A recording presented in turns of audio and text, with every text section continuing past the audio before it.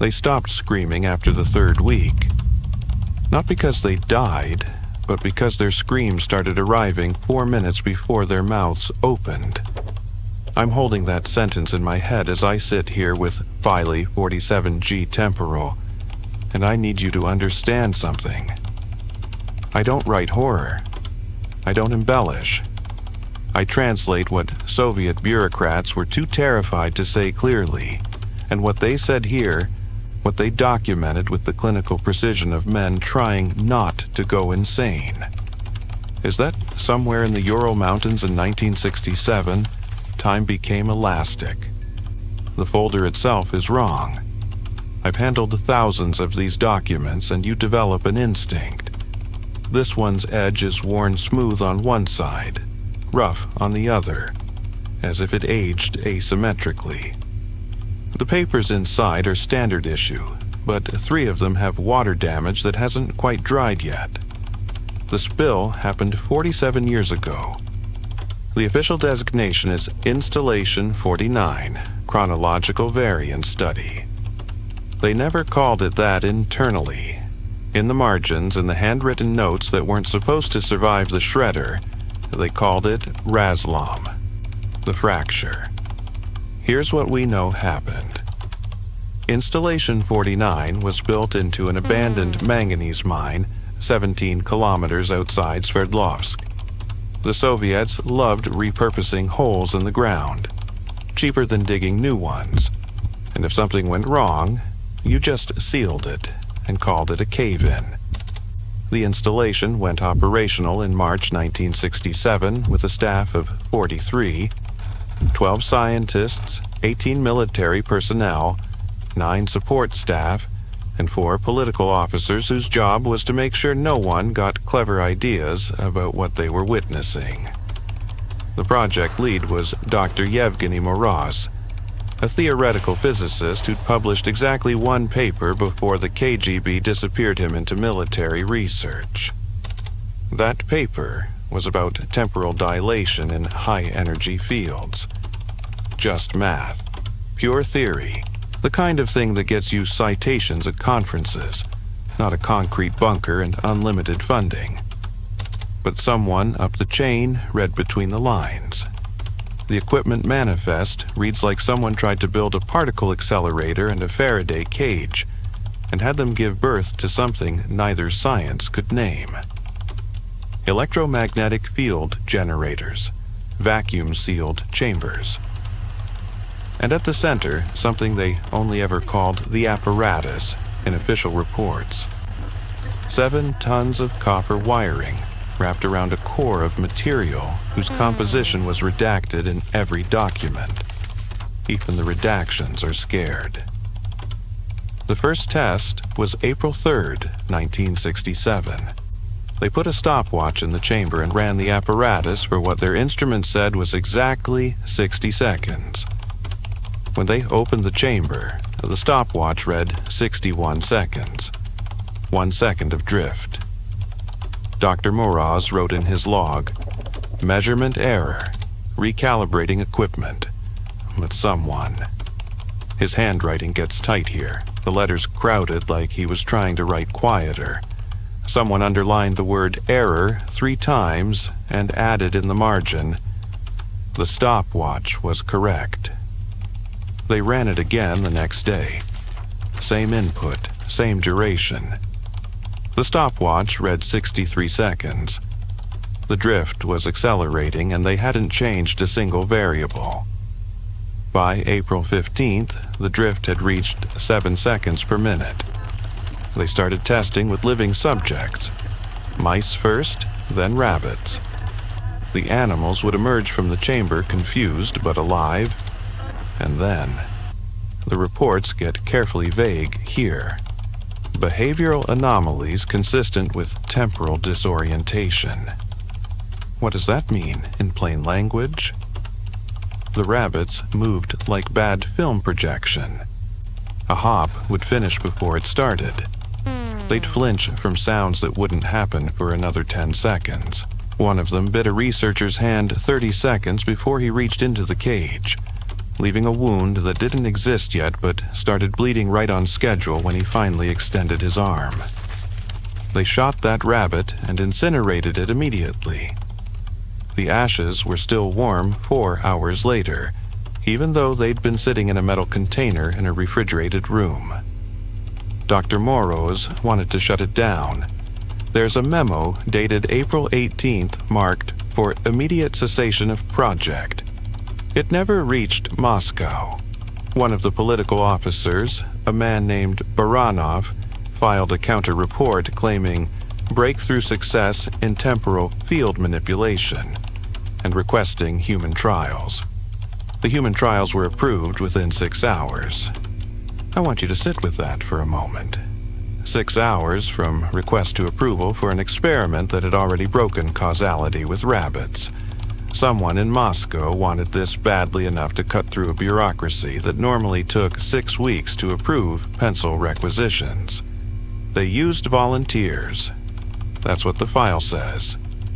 Volunteer subjects selected from military correctional facilities, which means prisoners who were told they could shave time off their sentences by sitting in a box. The first human subject was Private Dmitry Volkov, serving 8 years for desertion. They put him in the chamber for 60 seconds at the same field intensity they'd used on the rabbits. When they opened it, Volkov was unconscious. His watch, he'd been wearing his personal watch against protocol, showed that 92 seconds had passed. He woke up 3 hours later, screaming that he'd been in there for days. The medical officer who examined him, Dr. Svetlana Kasina, she noted that his fingernails had grown. Just slightly, maybe a millimeter. The kind of growth you'd see after 3 or 4 days, not 90 seconds. His hair was longer too. She measured it against his intake photos. 3 millimeters of growth. Volkov wouldn't stop crying. He kept saying the walls were breathing, that he could feel time moving past him like wind, that every heartbeat was an eternity. They sedated him heavily and kept him in medical observation. That night, at approximately 2 a.m., the guard heard Volkov talking to someone in his locked cell. A conversation, full sentences, replies. But Volkov was alone. The guard asked who he was talking to. Volkov said, "Myself, from tomorrow. He says it gets worse." They increased his sedation. The next morning, Volkov was dead. Heart failure, the official report says. But Dr. Kasina's private notes, which she hid inside a medical supply inventory log, those notes say his heart hadn't stopped. It was beating at 1 contraction every 4 minutes. So slow that between beats you could have sworn he was a corpse. They kept checking for 30 hours until someone senior enough ordered them to pronounce him dead and cremate the body immediately. Dr. Moroz tried to resign. His letter of resignation was rejected. Baranov, the political officer, submitted a new report to Moscow. Subject exhibited unprecedented chronological displacement. Request permission to increase field intensity. Permission was granted.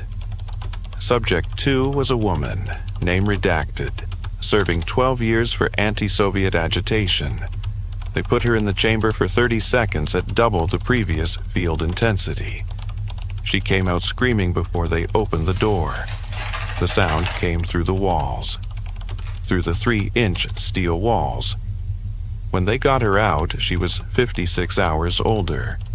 Her hair had grown. Her fingernails needed trimming. She was emaciated, dehydrated, covered in scratches she'd given herself. She said she'd been in there for 2 days, that she'd tried to sleep but couldn't, because she could see herself trying to sleep yesterday and tomorrow all at once. That she'd watched herself scratch at the walls hundreds of times, every iteration slightly different, all happening simultaneously. They asked her what she meant. She said, "I'm still in there. I can see myself. I'm in there for another 6 days, and then they let me out again, and I'm in there again, and it never stops. The chamber is full of me, all of my time, all at once. Dr. Casina sedated her, but here's what makes my hands shake when I read this part. The medical log shows that they administered the sedative at 16:42. The woman stopped screaming at 16:38. 4 minutes before the injection, the woman. Subject 2, she died 3 days later. The official cause was dehydration and shock. But the nursing logs, the ones that track routine observations, they show that for those 3 days her body temperature fluctuated randomly between 34 and 41 degrees Celsius. Her pulse ranged from 40 to 180 beats per minute, changing every few seconds with no pattern. One nurse wrote, "Patient's breath visible in warm room. Condensation forming on skin in dry air. Impossible." Dr. Moroz submitted another request to terminate the project. This one was more desperate. I can tell because the typewriter keys punched holes in the paper on certain words. Danger, uncontrolled, irreversible. Baranov had him arrested for sabotage and cowardice. The experiments continued under the supervision of Dr. Grigory Ustinov, a younger physicist with better political credentials and worse judgment. He proposed a new approach. Instead of putting subjects in the temporal field, they'd be exposed to it gradually, acclimated, like divers adjusting to pressure. On May 2nd, they began continuous low-level exposure for the entire research staff. The installation ran the apparatus 24 hours a day at minimal power, creating what Ustinov called a chronological atmosphere. Just enough to make time soft around the edges. Enough to study, he said, enough to understand. The first sign was the clocks. Installation 49 had 17 synchronized timepieces throughout the facility. Wall clocks, wristwatches, electronic timers. On May 4th, a technician named Oleg Petrov noticed they were all showing different times. Not wildly different, just seconds apart, drifting independently. He synchronized them again. By the next morning, they'd drifted again, but not randomly. The clock in the main laboratory was 4 minutes ahead of the one in the corridor outside. The clock in Dr. Ustinov's office was 2 minutes behind the one in the control room. The clocks nearest the apparatus were running faster. Dr. Casina started documenting medical anomalies. Staff members aging at different rates. A security guard named Volkov, no relation to Subject 1, developed gray hair over a single weekend. Another researcher's surgical scar from 3 years prior reopened and bled for an hour before closing again, fresh and pink, like a week-old wound. People started reporting déjà vu events that were too specific to dismiss. A technician would reach for a tool and remember reaching for it yesterday, in exactly this position, and the memory would be perfect, detailed, tactile. Except it hadn't happened yesterday. It hadn't happened yet. On May 9th, the kitchen staff served lunch at noon. 17 people reported having already eaten it. Their stomachs were full. They weren't hungry, but they had no memory of eating, and the food was documentably being served for the first time. Dr. Ustinov called it chronopsychological adaptation and ordered everyone to continue working. The installation's daily logs start breaking down around May 12th. Entries appear out of sequence. Events are recorded before they happen, or not recorded until days after. A maintenance report dated May 10th describes a coolant leak that didn't occur until May 14th. A supply requisition from May 16th is filed in the May 8th folder. Someone. Handwriting analysis suggests it was one of the political officers, wrote in the margin of the May 13th log, "We're losing the thread." May 15th, things accelerated. A researcher named Anatoly Belov was working in the main laboratory when he saw himself walk past the doorway. Not a reflection. Not someone who looked like him. Himself, wearing the same clothes, carrying the same clipboard. 40 seconds in the future. He ran to the doorway and looked down the corridor. He was there, standing at the other end, looking back at him. They stared at each other for what Belov estimated was 30 seconds. Then his future self turned and walked around the corner. Belov followed. The corridor was empty. He checked his watch. It was 14:22. At 14:23, he walked past the laboratory doorway, looked in, saw himself staring back, stood at the end of the corridor for 30 seconds, then turned and walked away. He filed an incident report. Dr. Ustinov classified it as classified and ordered no discussion. That night, the screaming started. The guards on the midnight shift heard it coming from the sealed chamber. The apparatus wasn't running. There was no one inside. But the screaming was clear, desperate, human. They opened the chamber, empty. The screaming continued, but now it was coming from the walls, the floor, the ceiling. Everywhere and nowhere. One guard said it sounded like dozens of voices, all screaming the same words, just slightly out of sync, creating a horrible echo that never quite resolved. No one could make out what the voices were saying. They sealed the chamber again. The screaming faded over the next 3 hours, growing quieter but never quite stopping. If you pressed your ear to the chamber door, you could still hear it. A distant, desperate sound, like someone shouting from the bottom of a very deep well. Dr. Ustinov's final log entry, dated May 17th, reads, "The apparatus has been inactive for 62 hours. Temporal anomalies increasing. Staff reporting memories of events that have not occurred. Dreams of yesterday.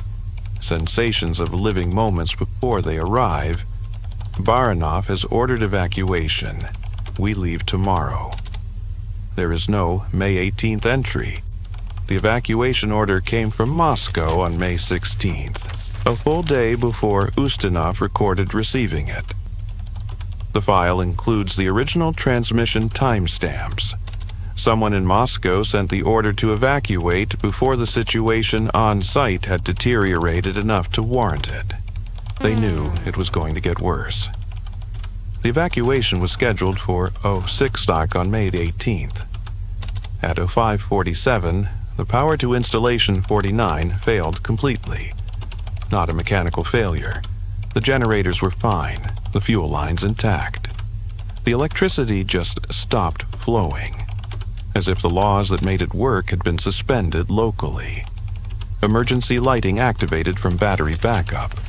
In that dim red glow, the remaining staff, there were 31 by this point. 12 had already fled against orders, made their way to the surface entrance.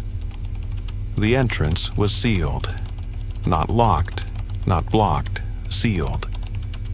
The metal blast door and the concrete wall around it had merged, flowing together like melted wax. The seam between door and frame was gone. It was a single continuous surface. They tried the emergency exit, same thing. They tried to radio out. The radio worked. They could hear Moscow responding, but Moscow couldn't hear them. The transmissions were going out. They just weren't arriving. Or they were arriving wrong. At one point, Moscow acknowledged a distress call that Installation 49 hadn't sent yet. Wouldn't send for another 40 minutes. Time was breaking down completely. Dr. Kasina's final medical log, written in increasingly shaky handwriting. Personnel exhibiting extreme temporal dysphoria. Volkov, security, claims he remembers dying tomorrow. Cannot be consoled. Ustinov aged visibly during conversation, hair now completely white, skin loose. He appears 70 years old. He is 34. Belov found in supply room, unconscious. Appears to have been there for days. We were with him 20 minutes ago. His body is emaciated. No one saw him leave. I can see my breath aging.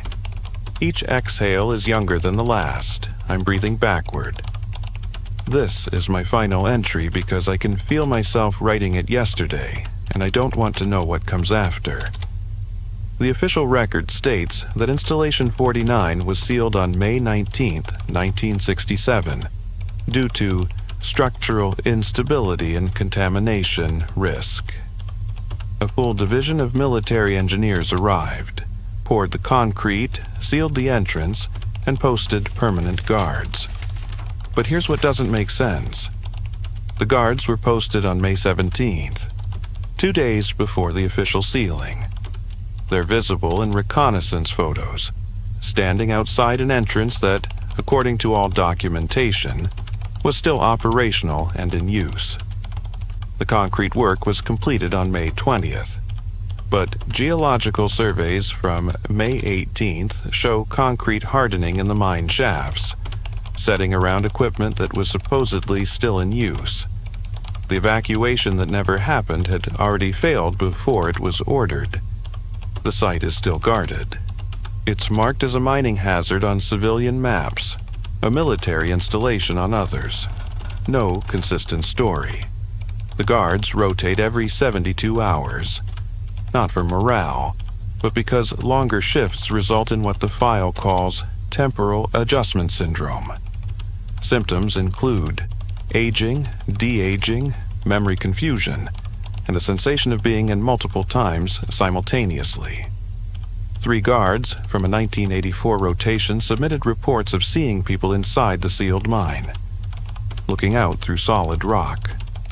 Faces pressed against stone that shouldn't be transparent. One guard said he recognized Dr. Cassina, but she looked exactly as she did in her personnel photo from 1967. She mouthed something at him. He tried to lip-read it. "We're still here." The guard was immediately rotated out. Psychiatric evaluation noted acute stress reaction and possible hallucination. He was cleared for duty at a different post. He killed himself in 1986. The suicide note was 1 sentence. "I saw myself die tomorrow and I want to choose today." The last document in File 47G Temporal is a memo from 1991, shortly before the Soviet Union collapsed. It's from a GRU analyst reviewing the installation status. Most of it is standard bureaucratic assessment. Security adequate. Containment stable. No immediate concerns. But there's a handwritten addendum, unsigned. Seismic sensors detect rhythmic vibrations from Installation 49. Pattern suggests human movement, equipment or personnel tapping. Analyzing for pattern. Pattern reads, "Let us out. We've been here 40 years. It's only been 3 days. Please." Message repeats. Timestamp on vibration suggests transmission originates May 1967. They're still inside. They're always inside. Time didn't stop. It just folded. And they're living every moment of those 3 days forever. And they know it. Recommend continued containment. No alternative action possible. I put the file down. The page I was just reading. There's a coffee stain on it. Fresh, still wet. But the document is dated 1991, and I know, that stain wasn't there when I started reading 30 minutes ago. I check my watch. It's 11:47 p.m. I check again because something feels wrong. 11:46 p.m., my watch is running backward, just for a moment, just a few seconds. Then it corrects itself, jumping forward, and it's 11:48 p.m., and I've lost a minute I can't account for. I close the file. I'll put it back in the archive tomorrow. But I know I won't. Because I remember putting it back yesterday and the memory is too clear, too solid, too real to be imagination. File 47G Temporal is closed. Installation 49 is sealed. But somewhere in the Ural Mountains, 31 people are still living May 17, 1967, over and over, in a place where time doesn't flow forward or stop. It just folds in on itself like origami made of hours. And every time someone reads this file, every time we pull it from the archive and acknowledge what happened, we make the fold deeper. We're part of their loop now. I'm Ian Cartwell, and I think I've been writing this for hours. But my clock says it's only been 14 minutes, and I can feel myself finishing this sentence before I start it. The fracture doesn't end. It just spreads.